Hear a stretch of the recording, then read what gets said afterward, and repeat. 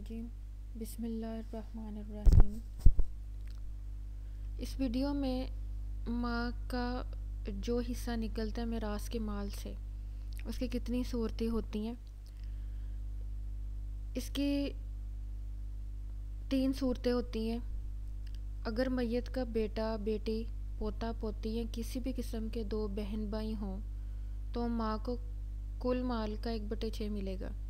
यानी कि जो मरने वाला है, अगर उसका बेटा बेटी मौजूद है, पोता पोती है या फिर उसके बहन भाई मौजूद हों तो फिर माँ को 1/6 के हिसाब से हिस्सा मिलता है। दूसरी सूरत हाल में इसके ऑपोजिट है। यानी कि अगर मैयत का बेटा बेटी, पोता पोती कोई भी ना हो और बहन भाइयों में से 2 अफराद ना हो, यानी कि बहन भाई 2 की तादाद में ना हो, लेकिन अगर एक है कोई 7 बहन भाई, तो माँ को कुल माल का 1/3 हिस्सा मिलेगा। और तीसरी सूरत ये है कि अगर मैयत ने बीवी और माँ बाप या शोहर और माँ बाप छोड़े हों तो बीवी या शोहर को उसका हिस्सा देने के बाद जो माल बाकी बचेगा उसका 1/3 माँ को दिया जाएगा।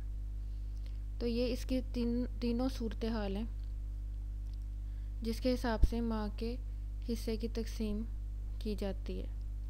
अस्सलाम वालेकुम रहमतुल्लाहि व बरकातुहू।